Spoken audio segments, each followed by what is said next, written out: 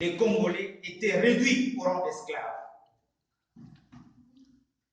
De 1960 à 1965, les pays étaient debout, mais courbés.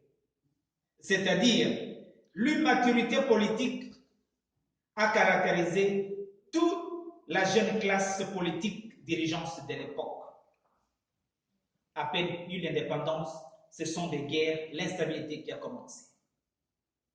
De 1965 à 1997, le pays était malade, ni debout, ni courbé. C'est-à-dire, la dictature mobustienne a rendu le pays très malade. La corruption, le clientélisme et surtout la zaïrianisation ont totalement réduit les chances du développement du pays. De 1997 à 2001, le pays était un peu réanimé, c'est-à-dire un petit effort par les gouverneurs de l'époque a en quelque sorte remis le pays sur le rail.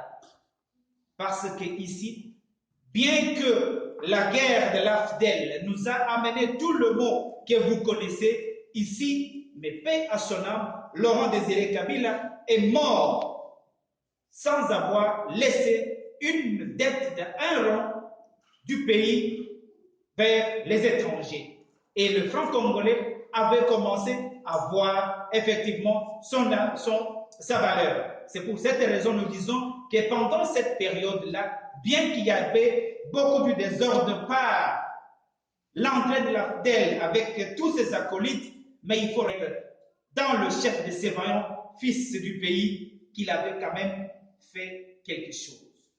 Ça, c'était entre 1967 en 2001. Depuis de 2001 à 2016, le Congo démocratique est en coma.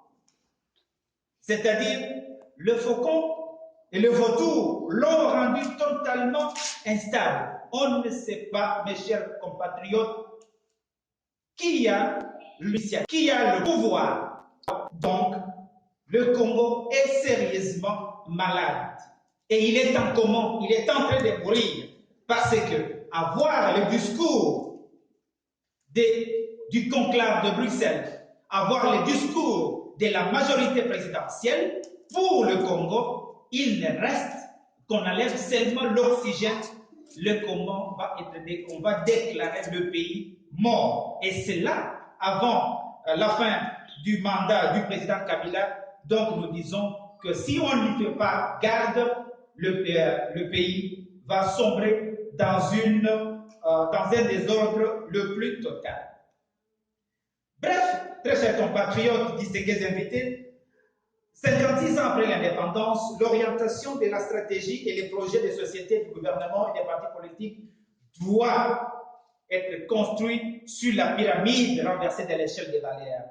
Des 5 priorités de la population congolaise, comme nous l'avons dit, le social, la sécurité, l'économie, l'éducation et l'application de la démocratie.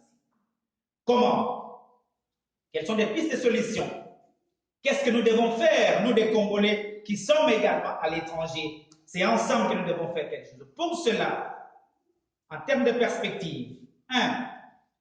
Que le social et la sécurité soient réellement au centre de la politique. 2. Que la création de l'emploi, l'amélioration et la capacité financière des ménages congolais et la promotion de l'entrepreneuriat des jeunes soient considérés comme des véritables indicateurs de la croissance économique et les thermomètres des mesures de l'émergence nationale. 3. Que la réforme de l'éducation se focalise maintenant sur l'amélioration des conditions de service des enseignants, la mise en place des programmes de bourse